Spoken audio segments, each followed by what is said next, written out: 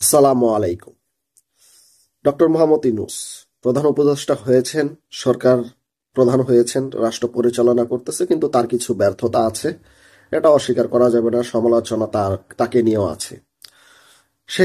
সাবেক শেখ হাসিনা প্রধানমন্ত্রী, তিনি কিন্তু জুলাই আগস্ট যখন বিপ্লব হলো তখন কিন্তু তিনি দেশ দেশ থেকে পালিয়ে পদত্যাগ করে কিন্তু উনি দিল্লিতে চলে যায়।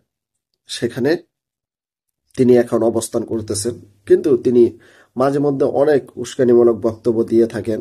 তার নেতাকর্মীদেরকে তিনি আশ্বাস দিয়ে থাকেন যে তিনি আবার আসবেন, তিনি যাননি, তিনি এখনো প্রধানমন্ত্রী নিজেকে দাবি করে।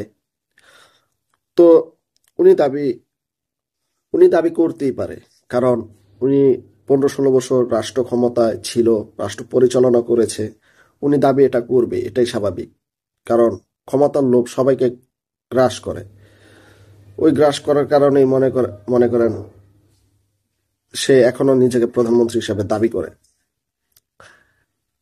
কিন্তু ডক্টর মোহাম্মদ ইউনূস সরকারের আমলে যে বর্তমানে এখনো যে সাবেক শেখ হাসিনার যে সমস্ত সচিব, পুলিশ, অনেক তার যে অনুসারী, তার নিবেদিত যে এই লোক ছিল, তারা কিন্তু এখনো ডক্টর মোহাম্মদ ইউনূস সরকারে কিন্তু রয়ে গেছে।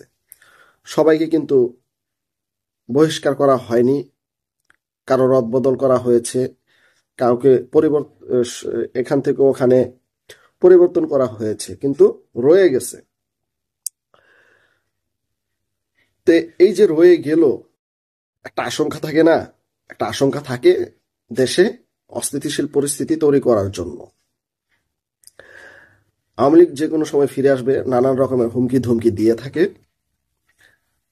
তিনারা ফিরে আসবে বলে তারা দাবি করে, তারা সামনে হয়তোবা অন্য ধরনের কোনো কিছু ঘটাতে যাচ্ছে, এমনটাও বোঝা যায়। সবাই এটা একটা বিষয়, এই বিষয়টাকে আশঙ্কাজনকভাবে দেখছে। জামাত ইসলামের আমির ডক্টর শফিকুর রহমান, তিনি বলছেন ফ্যাসিস্টরা বিদায় নিলেও ফ্যাসিজম রয়ে গেছে। জীবন বাজি রেখে যারা পরিবর্তনের জন্য লড়াই করেছিলেন, তাদের লক্ষ্য ছিল ফ্যাসিজমকে বিদায় করা। কিন্তু দুঃখজনক হলেও সত্য, ফ্যাসিস্টরা নিয়ে ফ্যাসিস্টরা বিদায় নিয়েছে, কিন্তু ফ্যাসিজম রয়ে গেছে। এর কালো ছায়া এখনো জাতির ঘাড়ে রয়ে গেছে বলে মন্তব্য করেছেন বাংলাদেশ জামাত ইসলামের আমির ডক্টর শফিকুর রহমান।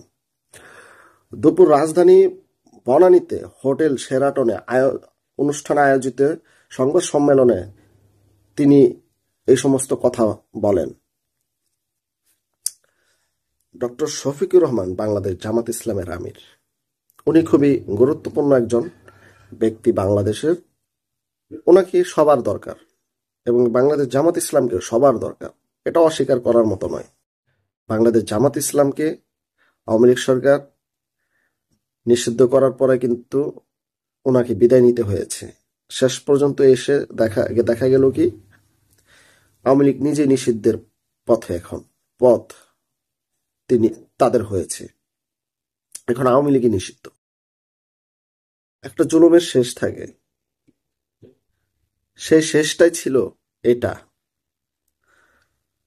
আওয়ামী লীগ বিগত 15-16 বছর ক্ষমতায় থেকে তারা শেষ পর্যন্ত এসে ছাত্র জনতার উপরে গুলি চালালো, ছাত্র জনতাকে শহীদ করলো।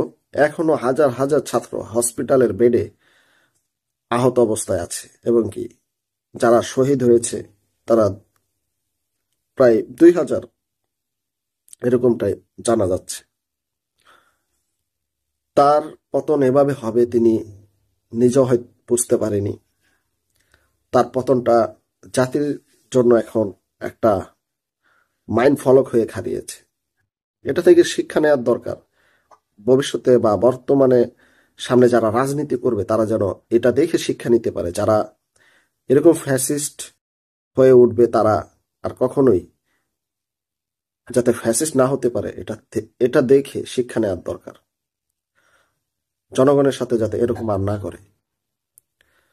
কিন্তু দেশ নিয়ে একটা আশঙ্কা থাকে যে ডক্টর শফিকুর রহমান বাংলাদেশ জামাত ইসলামের আমির যে কথাটা বলেছেন যে ফ্যাসিস্টরা বিদায় নিলেও ফ্যাসিজম রয়ে গেছে, এটা কোনোভাবে ফেলে দেওয়ার মতো নয় কথাটা। এটা দেখার বিষয় যে আসলেই ডক্টর ইউনূস সরকারের এটা ঘুটিয়ে খুঁটিয়ে দেখার দরকার যে কারা কারা এখানে মদতপুষ্ট হিসাবে আছে, কারা কারা চক্রান্ত করতেছে, তাদেরকে ওখান থেকে সরিয়ে দিয়ে একবারে বহিষ্কার, একবার সরিয়ে দিয়ে বলতে বহিষ্কার করে দেওয়া।